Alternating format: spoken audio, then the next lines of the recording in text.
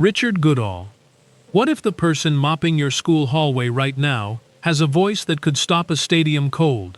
What if the guy nobody notices at work is secretly carrying more heartbreak, more hope, and more talent than anyone around him could ever guess? That's not a hypothetical.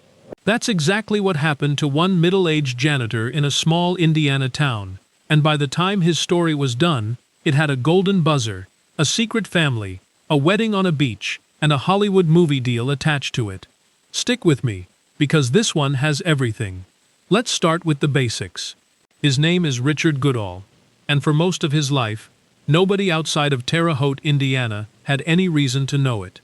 He was born in Indianapolis but spent nearly his whole life just down the road, building the kind of quiet, steady existence that doesn't usually make headlines. For more than 20 years, he worked as a custodian for the Vigo County School Corporation, most recently mopping floors and wiping down tables at West Vigo Middle School. To the kids there, he wasn't some background figure. He was the guy who said good morning to every single student, who hummed classic rock while he cleaned, who made a building full of preteens feel just a little warmer every day. Here's the thing though, music wasn't some hidden hobby he stumbled into. It had been part of him his whole life. He'd sung in choirs, belted out karaoke with friends, spent years performing in gospel trios around town. For Richard, singing wasn't a career plan. It was just joy. Something he did because it felt good, not because he expected it to take him anywhere. And yet, people who knew him back then kept saying the same thing. His voice was too big for the rooms he was singing in.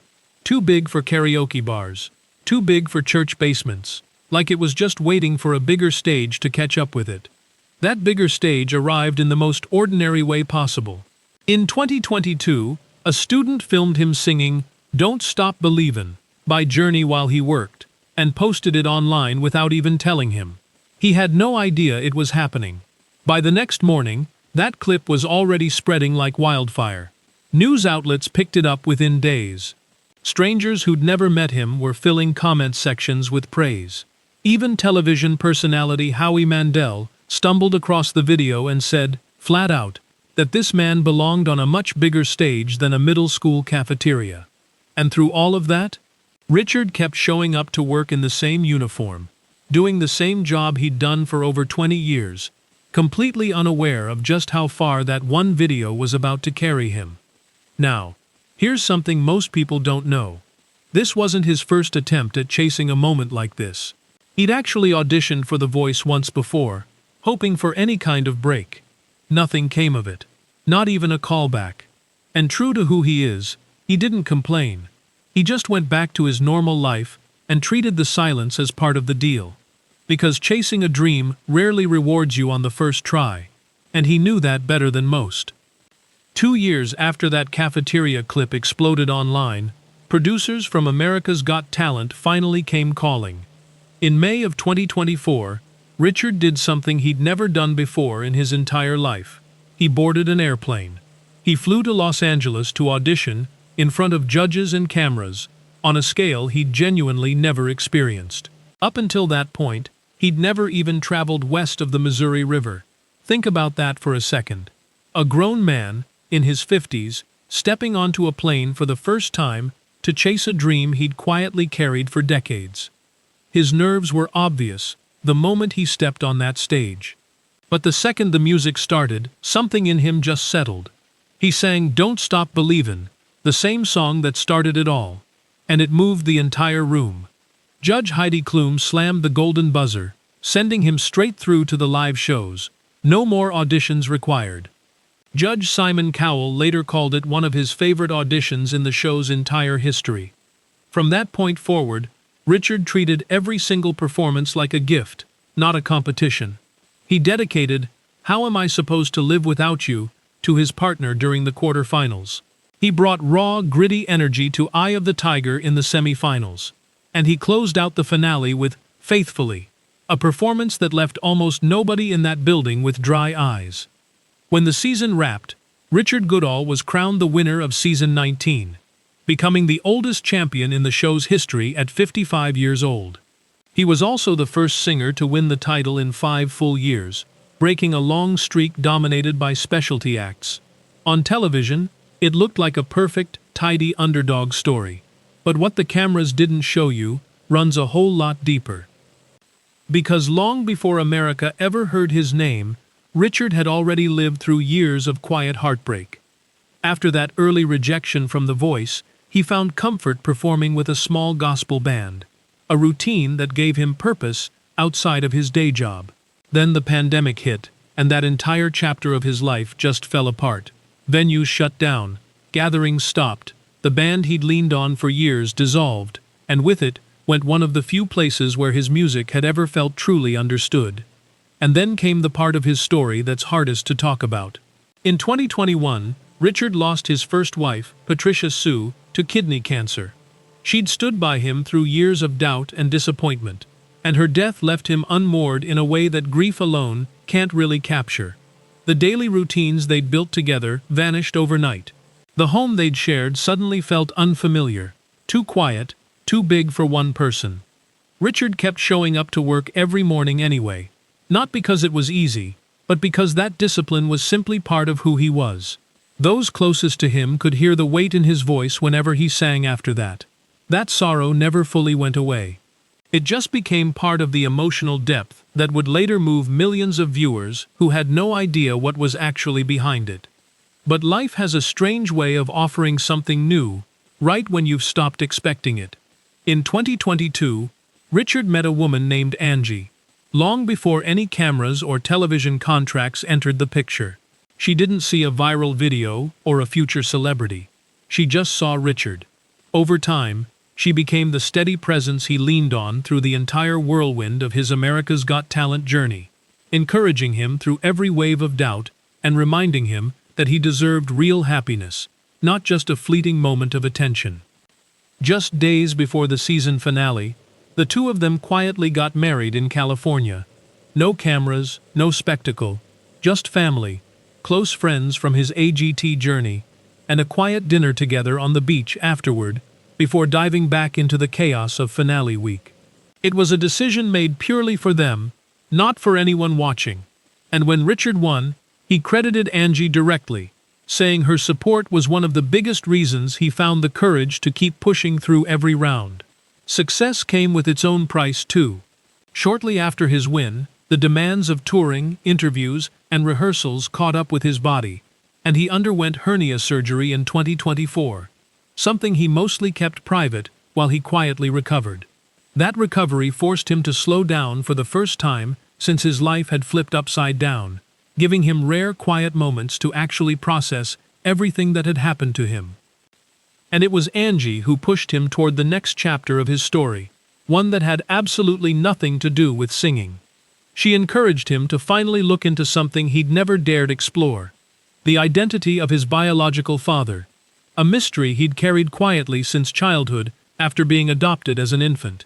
Using an ancestry service, the two of them eventually tracked the man down, a retired K-9 police officer, an Army veteran named Hubert, living not far away in Indiana. And here's the part that'll give you chills. Hubert had absolutely no idea Richard existed. Their reunion uncovered something else too. 3 siblings Richard had never met or even known about growing up. According to Richard, his biological father actually recognized him first, having seen his face on television during the AGT season, and immediately suspecting a connection. When the two men finally spoke, Hubert reportedly asked, almost in disbelief, whether this was the same janitor from the singing show.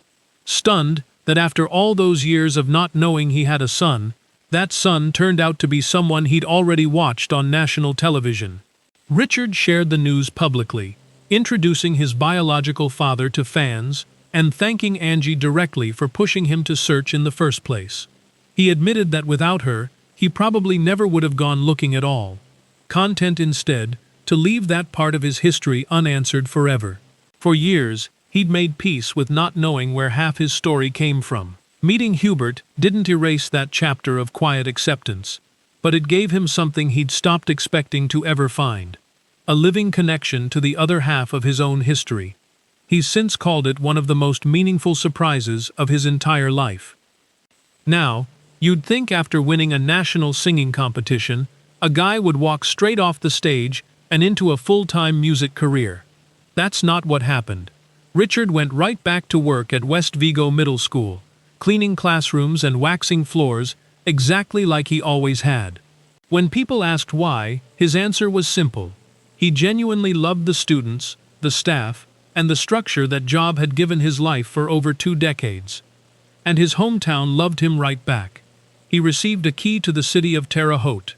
The school threw an emotional pep rally in his honor, packed with cheering students and teary-eyed teachers, thanking him for representing their community with so much humility.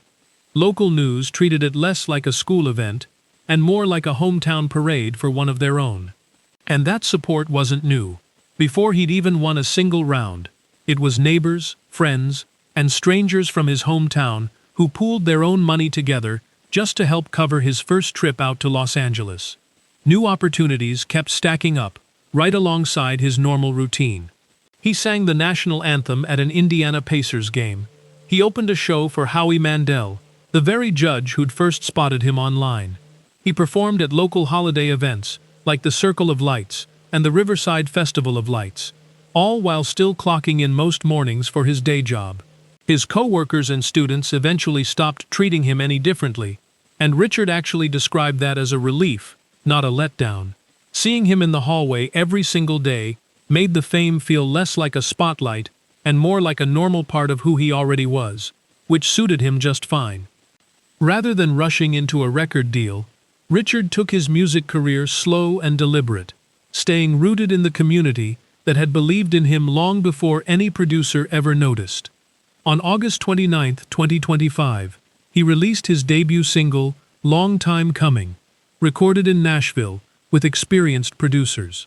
Announcing it online, he said he felt like the luckiest man alive and thanked fans for asking what direction his music would take next. While building that solo career, he also joined a local group called Sugar Street, playing smaller shows that let him experiment without the pressure of a national spotlight.